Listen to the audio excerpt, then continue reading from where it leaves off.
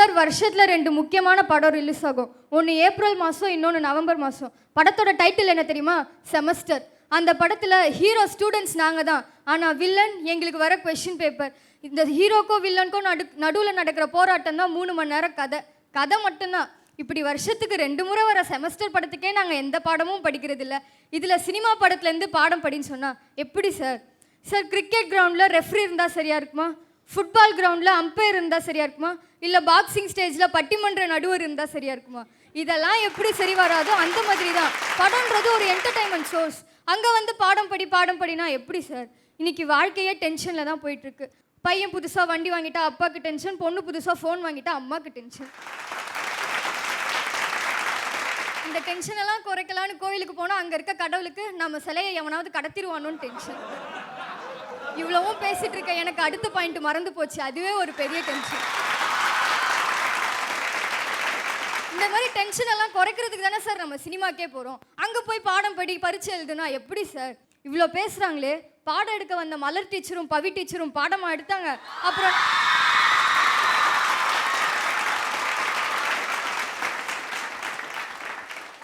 அப்புறம் எங்களை மட்டும் பாடம் படின்னு சொன்னா எப்படி சார்? எல்லாரும் தான் ட்ரெயினில் போகிறோம். எல்லாருக்கும் வாரணம் ஆயிரம் படத்தில் சூர்யாவுக்கு கிடைச்ச மாதிரி ஆப்போசிட் பஸ்ல பொண்ணு கிடைக்குதா? நண்பன் படம் எல்லாருமே பார்த்துருப்பீங்க. அந்த படத்தில் விஜய் வந்து தன்னோட க்ளோஸ் ஃப்ரெண்டு ஜீவாக்காக கொஷின் பேப்பர் திருடுறதுக்கு வைரஸ் ரூமுக்கு போவார். பிரின்சிபல் ரூமுக்கு அவர் ஈஸியாக போயிட்டாரு. நம்மளால பிரின்சிபல் ரூமுக்கு என்ன ஹெச்ஓடியை பார்க்குறதே எவ்வளோ கஷ்டமாக இருக்கு.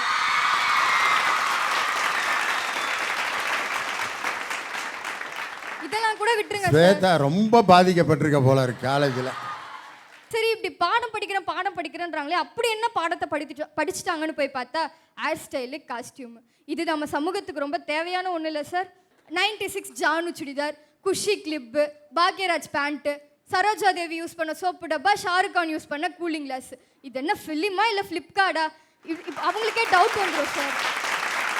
கே பாலச்சந்தர் இயக்குனர் சிகரம், அவர் அழகாக எதிர்நீச்சல் போடுங்கன்னு சொன்னார்.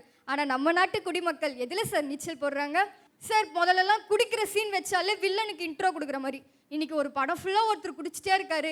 கேட்டால் படம் பேர் அர்ஜுன் ரெட்டின்னு சொல்கிறாங்க.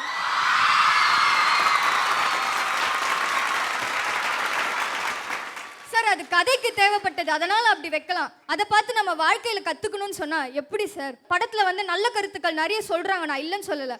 ஆனால் நல்ல கருத்துக்கள் இருக்க படம்லாம் ஃப்ளாப் ஆகுது. அது ஏன் சார்? அன்னியன் படத்தில் எவ்வளவோ நல்ல கருத்துக்கள் சொன்னாங்க. ஆனால் அன்னியன் படத்தை விட்டு நம்ம வெளியே வரும்போது எதை சார் கற்றுக்கிட்டு வந்தோம்?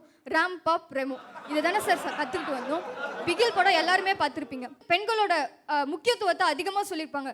ஆனால் அந்த படத்தை விட்டு வெளியே வரும்போது எல்லாரும் வெறித்தனும்னு கற்றுக்கிட்டு வந்தாங்களே தவிர அந்த படத்தில் சொல்லப்பட்ட கருத்துக்கள் யார் மனசுமே ஏறலையே சார்.